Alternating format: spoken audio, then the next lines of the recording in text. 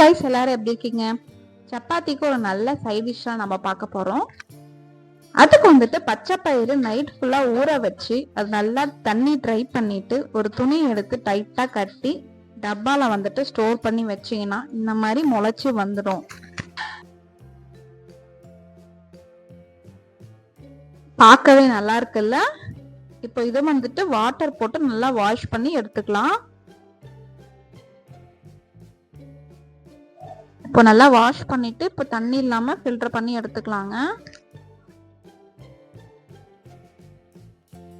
இப்போ தேவையான பொருட்கள் என்னென்னு பார்க்கலாம். ஆனியன் வந்துட்டு 1 கட் பண்ணி எடுத்துக்கிட்டேன். பச்சை மிளகாய் வந்துட்டு 2 கட் பண்ணி ஒரு 4 பச்சை மிளகாய் எடுத்துருக்கேன்.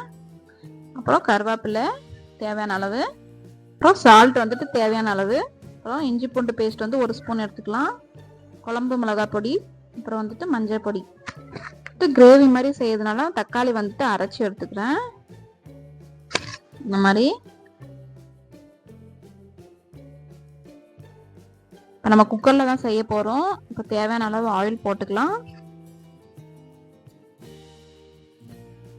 இப்போ ஆயில் நல்லா சூடானதும் உளுந்து பருப்பு, அப்புறம் வந்துட்டு கடுகு, அப்புறம் சீரகம் போட்டு பொரிச்சுக்கலாம்.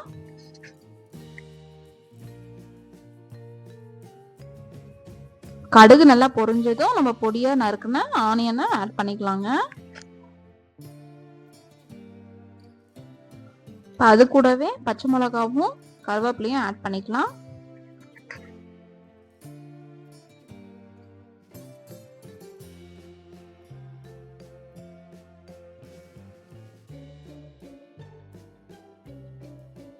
ஆனியன் நல்லா கோல்டன் ப்ரௌன் ஆனதும் இப்போ நம்ம அரைச்சி வச்ச தக்காளி பேஸ்ட் ஆட் பண்ணிக்கலாம்.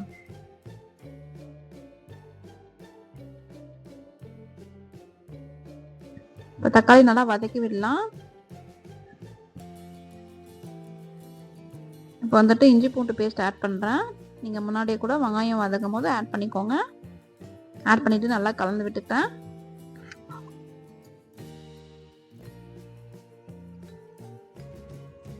இப்போ தக்காளி நல்லா வதங்கி வந்துடனே மஞ்சள் பொடி ஆட் பண்ணிக்கலாம். அது கூடவே மிளகாய் பொடியும் ஆட் பண்ணிக்கிறேங்க. இப்போ நல்லா கலந்து விட்டுக்கிறேன்.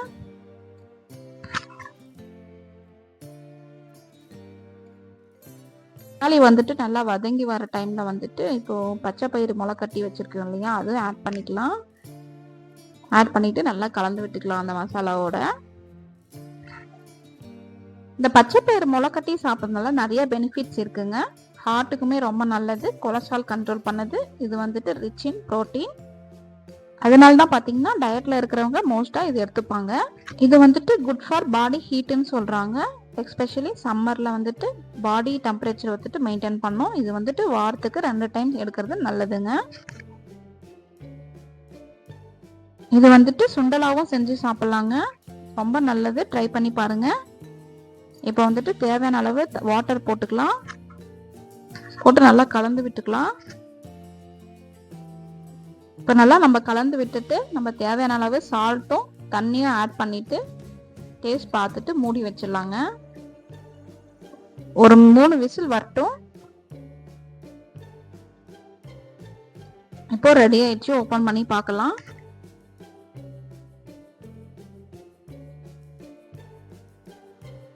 சூப்பரா வந்துட்டு சப்பாத்திக்கு சைட் டிஷ் வந்து ரெடி ஆயிடுச்சு. ஒரு டிஃப்ரெண்டான ரெசிபில இப்போ கொத்தமல்லி போட்டு சர்வ் பண்ணலாம். கண்டிப்பா நீங்களும் இதே மாதிரி ட்ரை பண்ணி பாருங்க. குழந்தைங்களும் விரும்பி சாப்பிடுவாங்க.